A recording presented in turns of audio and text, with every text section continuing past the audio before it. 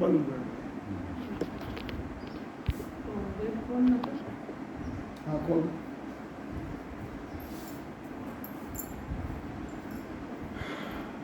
समाज को अंग भाग 3 सभी राम स्नेही भाई बहना ने राम जी राम सतगुरु सुखराम जी महाराज ने दिन हो समाज का ये तीसरा भाग है। सभी भाई बहन बड़े प्रेम से महाराज का सत्संग सुनो और पूरा वीडियो देखो, तभी अपने को समझ में आएगी। थोड़ा सा सुनने से कुछ लाभ नहीं मिलता है, पूरा वीडियो सुनते हैं तभी अपने को महाराज क्या कहना चाहते हैं वो पता चलता है। तो महाराज कह रहे हैं कि सतलोक महिमा कहूँ सुनो सकल जन आय, बंवर गुफा सुख राम केर मत भूलो या माय। महाराज कह रहे हैं कि सतलोक की महिमा बता रहा हूँ, सब ही संतो सुनो। बंवर गुफा सुखराम जी महाराज कह रहे हैं कि इस बंवर गुफा के सुख में मत भूलो, आपको आगे आनंद लोक में जाना है। तो महाराज फरमाते हैं सभी संत सुनो, सतलोक यानी आनंद पद को महिमा कहता हूँ। महाराज फरमाते हैं कि भंवर गुफा के सुख को देख कर उस पद को मत भूलो, आनंद लोक के पद को मत भूलो, आगे बढ़ो। सुन स्वरूपी ब्रह्म है ताप स्वरूपी धाम, महिमा सुन सुख राम केर क्यों कर गे राम। महाराज फरमाते हैं कि उस पद की महिमा का वर्णन मैं कैसे करूं। आनंद लोक में आनंद ही आनंद है, उस पद का नाम भी आनंद पद है। उसका नाम इसलिए ही आनंद पद है कि वहाँ आनंद ही आनंद है, इसीलिए उसको आनंद पद कहते हैं। रूप कहूँ दिसे नहीं रंगन दिसे मोय, महिमा सुन सुख राम केर क्यों कर गए तोय। महाराज फरमाते हैं रूप कहूँ तो दिसे नहीं, रूप कहीं दिखाई नहीं दे रहा है। रंग नदी से मोह ना ही उसका रंग दिख रहा है। और महिमा सुन सुख राम के महिमा इतनी भारी है कि मैं कैसे बताऊं। आनंद लोक में रंग रूप नहीं है, उस पद की महिमा का कैसे बखान करूं। छोटा कहूँ तो छे नहीं वार नदी से पार, ऐसा सुन सुख राम केर साईं सिरजनहार। महाराज फरमाते हैं कि छोटा कहूँ तो छोटा है नहीं और उनका कोई वार पार नहीं है।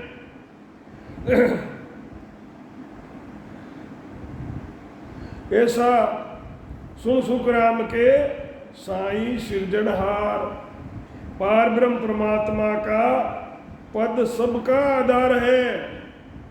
परमात्मा को दूसरा क्या किसी का आधार नहीं है। पार ब्रह्म परमात्मा को सबका आधार है। उसको छोटा कहूँ तो उसका छे यानी वार पार नहीं है। नजर पसार के दृष्टि थकती है परंतु उस पद का पार नहीं पा रहा है। महाराज फरमाते हैं कि वो पद इस तरह का है। सुख दुख एकन साँच रे जो तीन लोक में होय, वहाँ की विद सुख राम के न्यारी दर से मोय। महाराज फरमाते हैं कि सुख दुख एक न साचरे, जे तीन लोक में होय। सुख दुख तीन लोक में होते हैं। वहाँ की विद सुख राम के, वहाँ की विधि न्यारी है, अलग है। तीन लोकों में जो सुख दुख है वो सुख दुख वहाँ नहीं होता है, वहाँ की विधि अलग है। महाराज फरमाते हैं कि कहने में आवे नहीं मुष्टन पकड़िया जाय, क्या कहे वर्णु ब्रह्म कुआ का सुख या आय। महाराज फरमाते हैं कि कहने में नहीं आ रहा है और हाथ में पकड़ने में भी नहीं आ रहा है। क्या कहे वर्णु ब्रह्म को, कैसे उनका वर्णन करूं। वहाँ का सुख यहाँ आए, वहाँ का सुख यहाँ आके उस सुख का वर्णन कैसे करूं। वहाँ की यहाँ नकल भी नहीं है, उस सुख का कोई वार पार नहीं है। ब्रह्म की महिमा कहने में नहीं आती है और मुट्ठी में पकड़ा नहीं जाता है। क्या कहकर ब्रह्म के सुखों का यहाँ आकर मैं वर्णन कैसे करूं कि मेरे पास, महाराज बता रहे कि शब्द नहीं है उस सुख का वर्णन करने का, मेरे पास शब्द नहीं है। मीठा कहूँ तो झूठ है, कड़वा रति नहीं होय, से जा सुख सुख राम के क्यों कर वर्णे लोय। महाराज फरमाते हैं कि मीठा कहूँ तो झूठ है और कड़वा रत्ती पर भी नहीं है। से जा सुख सुख राम के क्यों कर वर्णे लोय। मीठा कहूँ तो झूठ है, रत्ती पर भी कड़वा नहीं है। जैसे सेज के सुख को पाकर भी उसका वर्णन नहीं कर सकते। जैसे आप सुख की नींद में सोए हैं, सुख भर नींद में, वो जैसा सुख होता है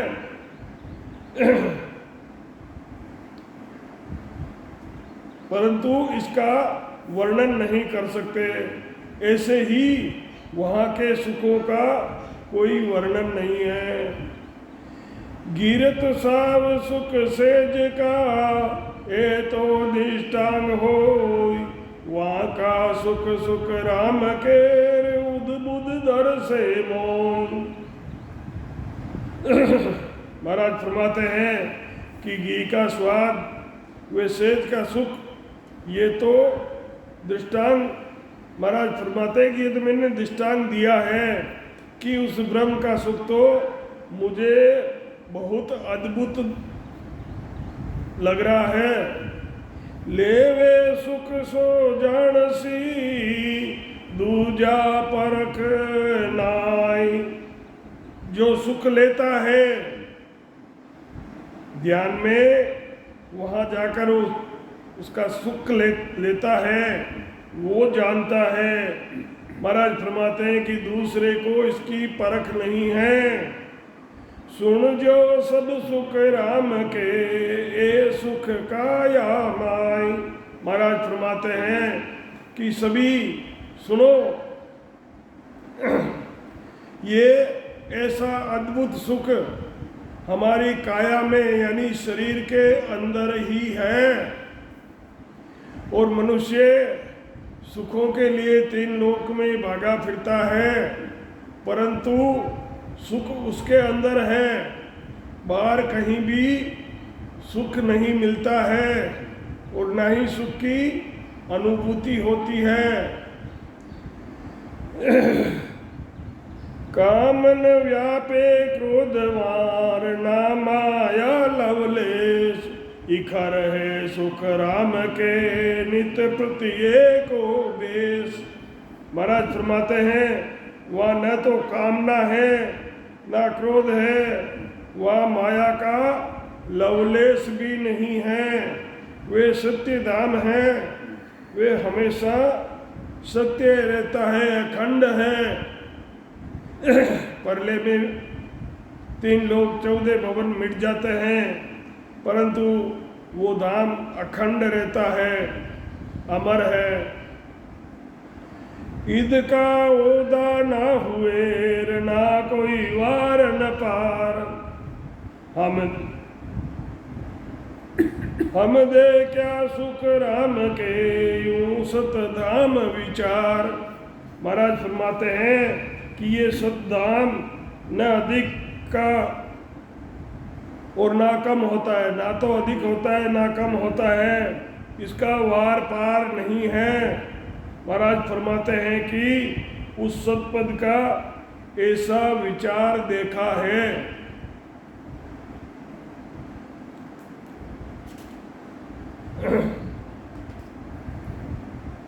खरा खरी बाता क्यों वाकिया में लाई, कहता है सुख राम के दुख सुख एक न माई। महाराज फरमाते हैं कि वहाँ की सच्ची सच्ची बातें बता रहा हूँ, वह सुख दुख एक भी नहीं है। ऐसो ब्रह्म विचार है सुनता हो सब कोई, सुन सागर सुख राम कहे ऐसा सायब हो। महाराज फरमाते हैं कि सब ही सुनो, इस तरह का ब्रह्म का पद है सुन सागर में, यानी निरंजन निराकार ब्रह्म का पद ऐसा है। परस्या 10वें द्वार कोर तिन में फेर न कोई, केवल बिन सुख राम के वांजन सत नहीं हो। महाराज फरमाते हैं कि मैंने 10वें द्वार को देखा, इसमें किसी तरह का फर्क नहीं है। महाराज फरमाते हैं कि केवल पद की प्राप्ति किए बिना आनंद पद की प्राप्ति नहीं होती है।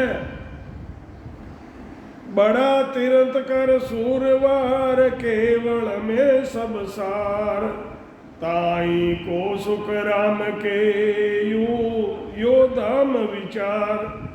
महाराज फरमाते हैं कि तीर्थंकरों का भी ये ही धाम है, केवल पद ही श्रेष्ठ पद है। महाराज फरमाते हैं कि तीर्थंकरों का यही पद है, यानी इसी पद की प्राप्ति तीर्थंकरों ने की थी।